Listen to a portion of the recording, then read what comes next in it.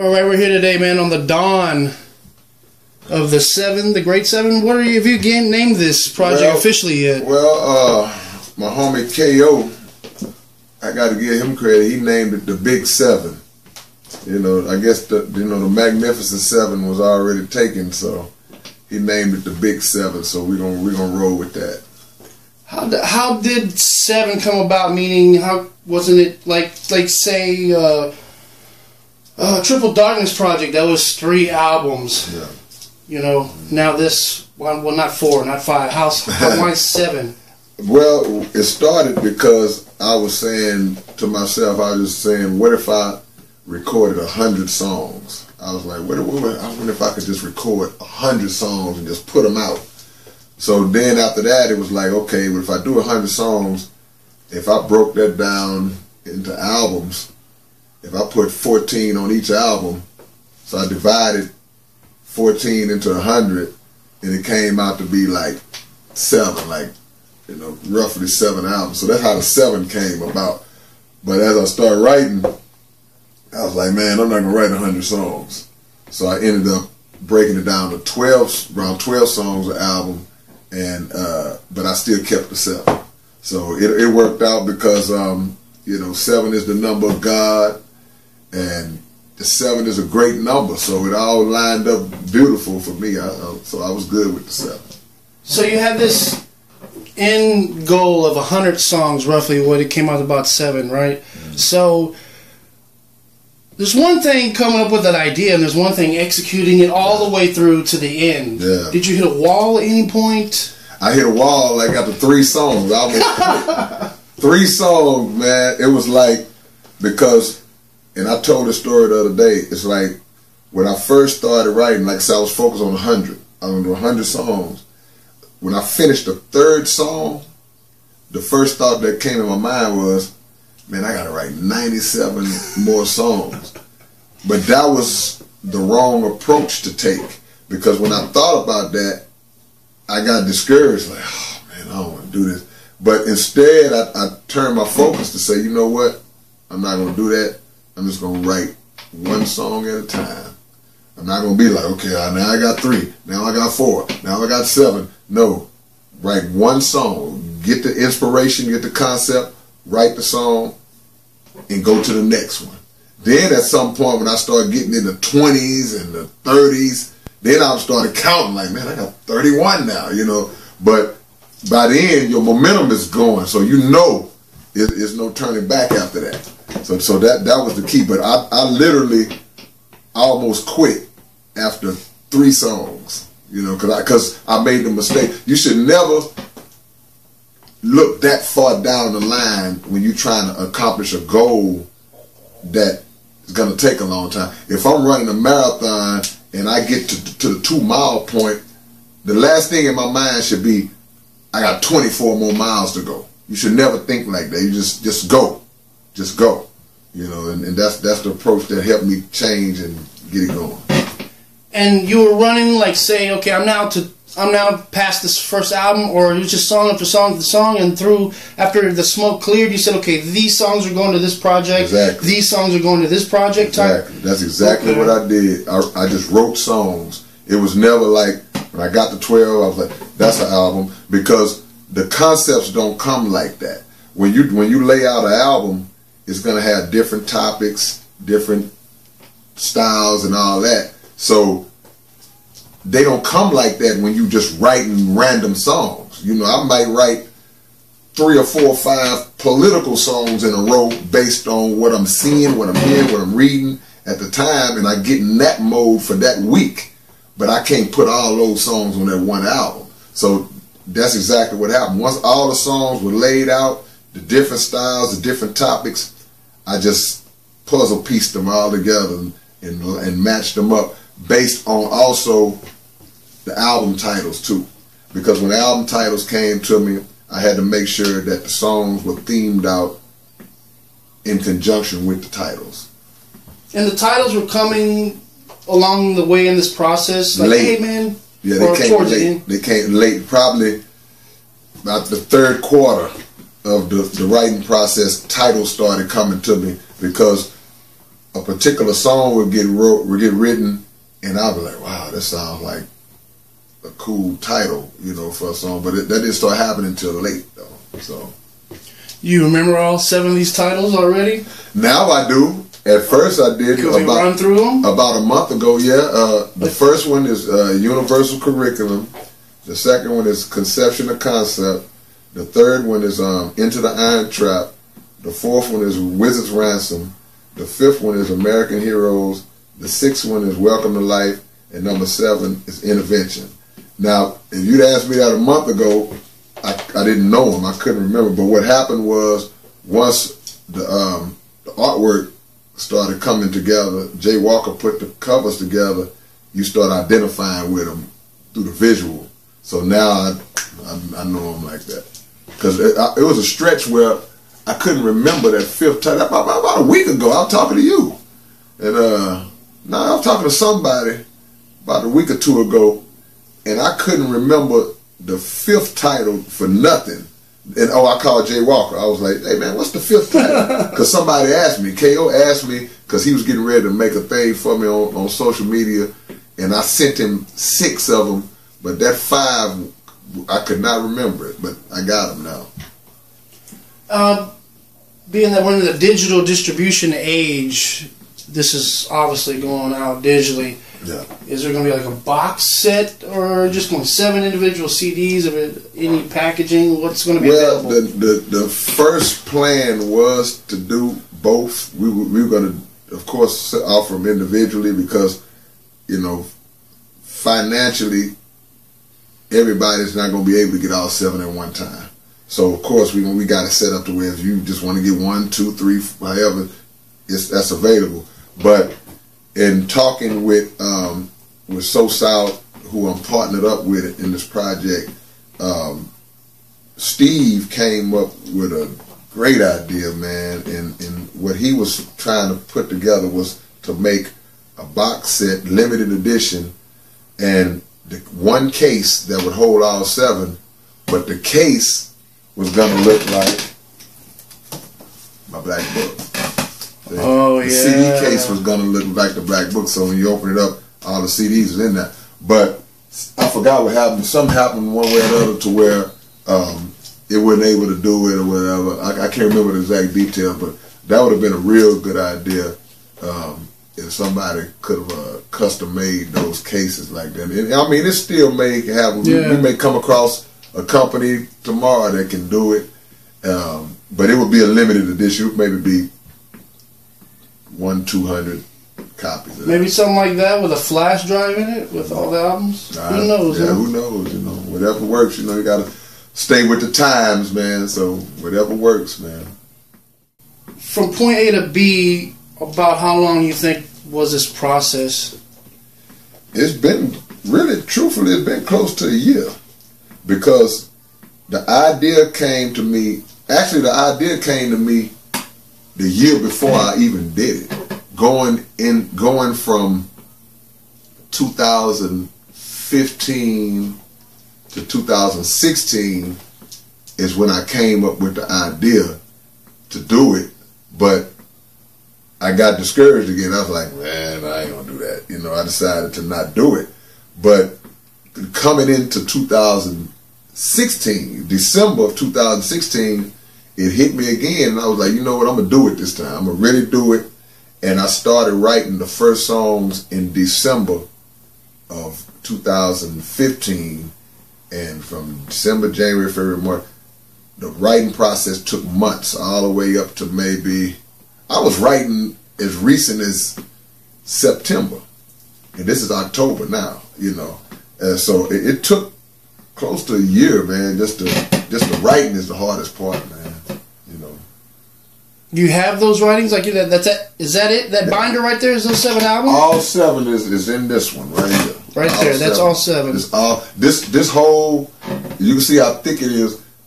When I started on this project, this is a brand new binder with no songs in it. No songs in it. All the songs that are in this binder are from the 7 albums, mixed in with features of here and there that I wrote. And stuff if you were to open that, the earth would crack. Yeah, that's why I kept it closed all the time. But I mean, that folder consumed, that album consumed that whole folder, and now it's like, psh, I'm retiring that one. It's on to the next one, because I got a bunch of these, but I'm retiring that one because that was going to be like historic. So, and I'm moving on to the next folder. Yeah. Of course, I'd be interested in this question, but anyone else who's going to be watching this, because I know a lot of people who are in the video as well that reach out to you, which I know you feel real flattered. Imagine the response you get just on YouTube alone. Any songs that when you were creating them, like you said, this would make a good video? Yeah, and I do that on all my albums.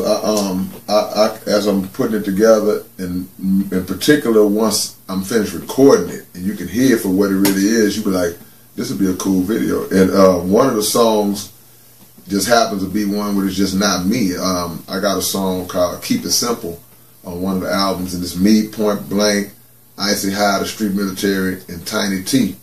And the first thing I thought about when we recorded it was me and Icy in the studio with my brother K Water, and I was like, man, we're gonna do a video to this, because it's a simple song. It's talking to the youth, just saying, hey man, don't try to move so fast, don't try to get in these streets and get rich so quick. Just keep it simple, take it slow, one step at a time, and you'll be all right. And the lyrics that everybody was saying on the song, man, were just so cool that I already had my mind fixed. We're gonna do a video, but it's probably out of 84 songs, it's probably 7 or 8 like that that I can see videos to, outside of the sci-fi story type stuff that I'm gonna let my animation guys who do that on YouTube, I'll let them do that, because Yeah, that stuff's awesome. Some of that stuff's got a million views. Yeah, we ain't got no Spielberg budgets to be doing that type of stuff. So, any of these projects more SPC oriented? I mean, more of a collaboration. You know what I'm saying? Than others. You know what I'm saying? The features are there on some of them, because what I wanted to do on this project, I didn't want it to just be all me. I wanted to give a little variety, and I wanted to make sure that I included, my family, my SPC family on the project, because I feel like I'm making history, so I want them to be a part of it. So I took it back to the essence. We got a click song on the 7th album, on the Intervention album, like how we used to do back in the days. We had a click song with everybody rapping on. We probably got about 15 cats on the song, and then other songs on different albums have features SPC collaborations on it with Gangsta Nip and Point Blank and PSK and guys like that. So, I took it back to the essence. I knew I was going to need some help doing all this, and it came out cool, I think. Shout-outs to people that are really heavily involved in this. Yeah. You say he's K-Water, Imagine Sniper. Yeah. You said the first two. Well, first, I always thank God for giving me the will, because like I said, I almost quit. I quit after 3 songs. Boy, shot the first 3 is it? Because it was a what am I thinking moment. Yeah. See, you get to start saying, what am I thinking? Why am I crazy? But luckily, thank God that just passed, and I kept doing it. Because I'm heavy on people about starting stuff and not finishing it. That it bothers me when I see other people do it, and I get real like that when I see people do it. So I definitely couldn't do it. So, but yeah, man, my brother K Water, man, and Sniper, I couldn't have did it without him, because my job was real easy compared to theirs. The writing was hard. I got to go in there and record it, but they got to mix all this stuff down, man. And with me having a self-imposed deadline, it wasn't like I said, oh man, we can put it out at the first of the year, take your time. I was like, no, let's get this out. So they mix it and doing what they do, man, and it was tough on them, you know. So I appreciate them, you know, more than anybody involved in this project, and you know, and Jay Walker, because when I started on it, I was like, well, you know, I'm gonna need 7 album covers. I know guys who do graphics, so I was like, okay, I'll get Jay Walker, I'll get this guy, I'll get E-Man, a few other guys to do. And Jay Walker was like, nah, I want all 7. Damn. You know? And I was like, can you do it? He was like, yeah, man, I want all 7. He said, you making history, I want to make history with you, bro. I was like, okay, cool. So he did all 7, you know, and he's in the final stages, you know, of finishing up. He got one more that he got to just put the finishing touches on, and then it's a wrap. So those 3 guys right there were instrumental. I couldn't have did it without them. Then shout out to Randy and Steve at Soul South, who partnered up with me on the project, you know, with different aspects of it, man. So I appreciate them. Production, you know, that's where I grind my producers, gears. Man. All of this is about committee, I imagine, huh? Definitely. I mean, you know, I got guys that I've been working with on different albums for like years and years, you know. And Snipe put me up on a lot of guys, you know, that had sent him beats back in the days that allowed him to use beats and stuff. And he had a lot of those beats. So, you know, we always go through stuff and pick stuff out, mixed in with guys finding out I was doing this and was like, man, I need to get a track on it. And different people sent me beats. So, you see any producers become top heavy in this project, or it was a pretty good variety? It's a variety, but it's also people that I've worked with over and over again, different guys that I've gotten tracks from over and over again, because, you know, in the last few years, those producers, they kind of have, you know, defined my sound lately. So, and I like the stuff they do, you know. But I got a few new guys that have shot me some beats. I finally got a chance to work with Big Swift, you know, OG legendary producer, man. I finally got some beats from him. We've been talking about it forever. And so he got some stuff on there, man, mixed in with a lot of other different guys, man. So it's a variety of stuff. Each album, I think, have its own identity, even though it's a lot of political stuff on there based around the times that we in. So I'm really going in on those levels a lot on different albums, but other than that, you're going to get the same thing. You're going to get some lyricism, some storytelling, some political stuff, some male-female relationship stuff, you know. You're going to get all that spiritual. We hit up on this right before the break. About how many beats do you think that you went through? Probably hundreds. Yeah, well, probably a couple of hundred to pick the 80 something, the 84 that I did, you know, because like I say, if I do an album with 15 songs on, I may listen to 40 or 50 beats to pick the 15. So it was the same principle, just more beats you're working with. So you got 84 songs. I know I listened to 190, 200 beats, you know, just to find the stuff I like. A lot of stuff. Because a lot of people submitted tracks to me, you know. When I first started, I was like, I need beats. And a lot of people submitted beats to me that I wasn't feeling, or they was cool, but they didn't fit, you know. And so I went through a lot of them, man. We'll wrap it up, man. Do you think, now that you've taken on this huge project and you've gotten to the finish line, you think you'd take on something like this again, but maybe more elaborate? Nah, never. Never. I'm not gonna never do nothing like this again. I mean, it was just too much, man. And like I say, it wasn't just on me.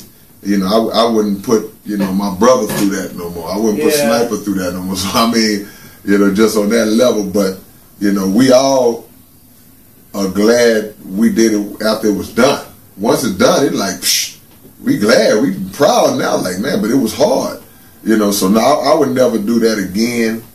But what you got to try to do is find a different kind of challenge. It may not be 7 albums, but it may be something else that's a challenge that nobody ever did before, but it may still be within the framework of just 1 album. So, but somebody asked me that. Somebody said, what you going to do next? You going to try to do 10? Are you crazy? I'm like, no. You just set the bar so high. Yeah, nah, it's right. But I'm good. If you pass me up, if somebody decides tomorrow that they want to do 8, they gonna have they can do 8. They gonna have a record. I'm not gonna come back and try to do 9 just to hold the record. You do it. If you beat that out, you can do it next week if you want to. You got it. You can have that. But the difference is, one thing I can tell you, you know, the blueprint has been laid and established because at the end of the day, I know how hard it was to do. I know how hard it was to do. So you can't. This ain't something you just gonna be able to just up and just do. Well, let me just do 7 albums. Unless you already had some songs put up and you try to slide them out there like that. I didn't do that. You know, we did all fresh material, and so if you do it, yeah, come on with it. Anytime in the creative process you think multiple songs were done in one day, or did you have guidelines like, yeah, I'm gonna do 1 song a day at least. I'm not gonna. Nah. You mean writing or recording? I'm saying like, hey, if I do 5 songs a day, I do 5 songs. If I do 1 next week, you just took it as it came. You took it as it came with the writing and the recording, because what happens is you get in the zone when you writing sometimes. Sometimes you write, it was days I wrote 3 songs in one day. I was in that rhythm. 3 full songs in one day. Then I might not write a song for the next 3 days. Then I might write 1. Then I might write 2 in one day. And the same thing happens when you record. You go to the studio, you might record 5 that night, 6 that night, full songs. Then you come back the next night, you're in there messing up, can't get the lyrics right, and you end up doing 2, you know. So it's up and down. You have the good and the bad, you know, it's up and down. So I don't force it. I don't never set a standard to say, well, we're doing 5 a night till we. Nah, you can't say that because you don't know how it's going to go. So. K-Rino not getting lyrics right? That sounds sacrilege, man. Well, no, I mean, you know, when you're in that booth, you know, and any artist, any rapper know when you're in that booth, you know, you have certain songs that are more the degree of difficulty to delay than other ones, and then you want the finished product to be precise. You want it to be right. So you go in there and you stumble on a few words, like, nah, that ain't right, and you know, you got to get it right. So, yeah, the easy stuff, you know, I don't write all my songs to be just over people's heads like that's intricate and the style, complexity, and all that. Every song is not going to be like that with me. Some people write like that, that's them. But I like to come down to earth and talk straight to people in simple rap styles, you know, a lot too, you know. So, but when I do go there, yeah, it gets tough in the booth because you got to get it right and you messing up and the breathing. I'll write this stuff with no breathing spots, so you got to punch in and all that type of stuff. So, I mean, but that's part of the game. But when the finished product comes out, that's all people care about when they hear it. That's all they care about. I'll end on any events coming up. You got an album release party or events or concerts? No album release plan. You know, maybe, but not right now. Nothing planned. I may do like a ghetto in store or something, an out store. Just set up a little spot in the hood somewhere and just post up all day where people can come buy the albums if they want to. In the meantime, they can go to SouthParkCoalition.net.